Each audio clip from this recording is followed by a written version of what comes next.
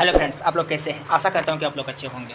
आज से हम लोग साइंस का प्रैक्टिस सेट शुरू करेंगे, जिसमें कि कुल 25 प्रश्न रहेंगे और हम इसी तरह के कुल 50 सेट का प्रैक्टिस करेंगे और प्रत्येक सेट में आप लोग का मात्र 6 मिनट का समय लेंगे। तो दोस्तों, आप लोग पूरा ज़रूर देखें और आपको बहुत सारे एग्ज़ामों में हेल्प मिलेगी, जैसे railway, SSC, group D, Jharkhand, banking इत्यादि में। तो चलिए वीडियो को ना लंबा करते हुए वीडियो को स्टार्ट करते हैं। आज का पहला प्रश्न है, मनुष्य के शरीर में रक्त शुद्धिकरण का कार्य कौन करता है? रक्त का शुद्धिकरण का कार्य कौन करते हैं? ये करते हैं गुर्दा। गुर्दा रक्त का शुद्धिकरण का कार्य करते हैं और गुर्दे शरीर के अपशिष्ट पदार्थ यूरिया को बाहर निकालते हैं।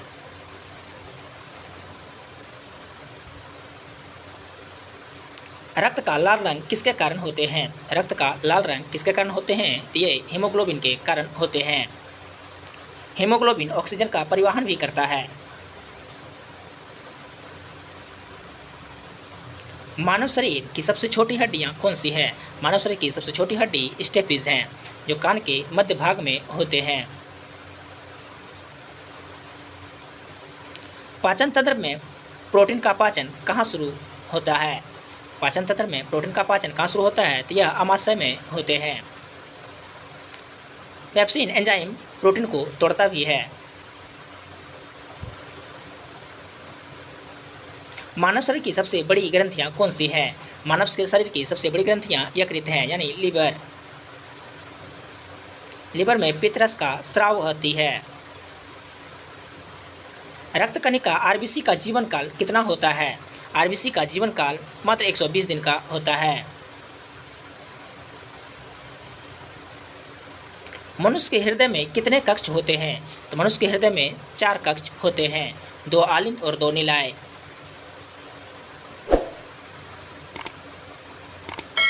रक्त का द्रव भाग क्या कहलाता है? रक्त का द्रव भाग प्लाज्मा कहलाता है, जो कि रक्त का 55% होता है। मानव शरीर में सामान्य रक्तचाप कितना होता है? मानव शरीर में सामान्य रक्तचाप 180/120 mmHg होते हैं।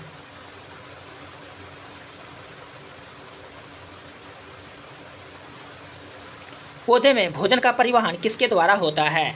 पौधे में भोजन का परिवहन किसके द्वारा होता है? तो ये फ्लोएम के द्वारा होता है।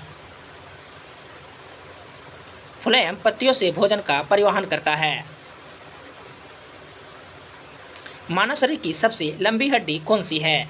मानव शरीर की सबसे लंबी हड्डी फीमर की हड्डी है, जो कि जांघ में पाई जाती है।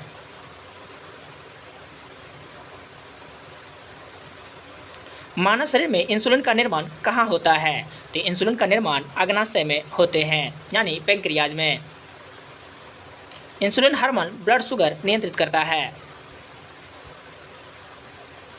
विटामिन डी की कमी से कौन सा रोग होता है? विटामिन डी की कमी से रिकेट्स नामक बीमारी होते हैं, जो कि हड्डियों को कमजोर करते हैं।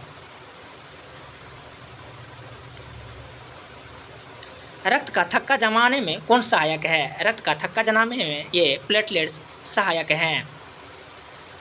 प्लेटलेट्स क्लॉटिंग फैक्टर का निर्माण करते हैं। पौधे की पत्तियों में हरे रंग का कारण है। पौधे की पत्तियों में हरे रंग का कारण क्या है? तो ये क्लोरोफिल है। क्लोरोफिल के कारण ही प्रकाश संश्लेषण में मदद मिलता है। मानव शरीर में हृदय कहाँ स्थित होती है?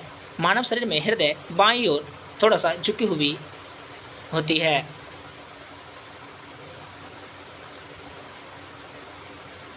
मानव रक्त का पीएच मान कितना होता है? मानव रक्त का पीएच मान 7.4 होता है, यानी हल्का क्षारीय होते हैं।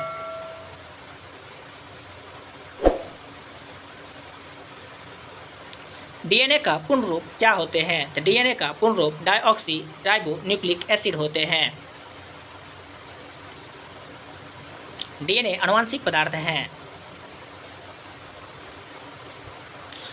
मनुष्य के शरीर में कितनी जोड़ी पसलियां होती है? मनुष्य के शरीर में कितने जोड़ी पसलियां होती है? तो कुल 12 जोड़ी होते हैं, यानी 24 पसलियां होती हैं।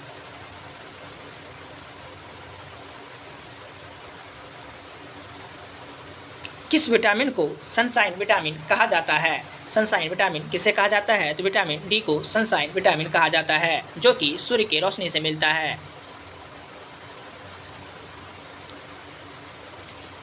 पौधे में जल का परिवहन किसके द्वारा होते हैं? पौधे में जल का परिवहन जाइलम ऊतक के द्वारा होते हैं, जो कि जड़ों के द्वारा करते हैं।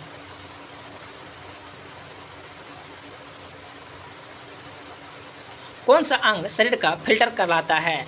कौन सा अंग शरीर का फिल्टर कहलाता है? तो ये फिल्टर कहलाता है किडनी। किडनी शरीर का फिल्टर अंग कहलाता है, क्योंकि ये रक्त को शुद्धिकरण करता है। मनुष्य के मस्तिष्क को ढकने वाली झिल्ली क्या कहलाती है?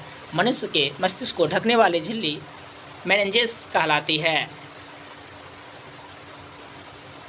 मेनिंजेस मस्तिष्क को सुरक्षा प्रदान करती है।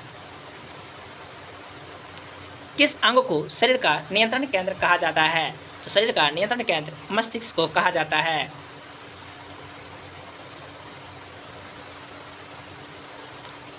पौधे में प्रकाश संश्लेषण मुख्यतः किस अंग में होता है? पौधे में प्रकाश संश्लेषण मुख्यतः पत्तियों में होते हैं, क्योंकि पत्तियों में क्लोरोफिल होते हैं, जिसकी वजह से ये प्रकाश संश्लेषण होते हैं। तो दोस्तों, आपको वीडियो कैसा लगा आप लोग कमेंट जरूर कीजिएगा। Thanks for watching.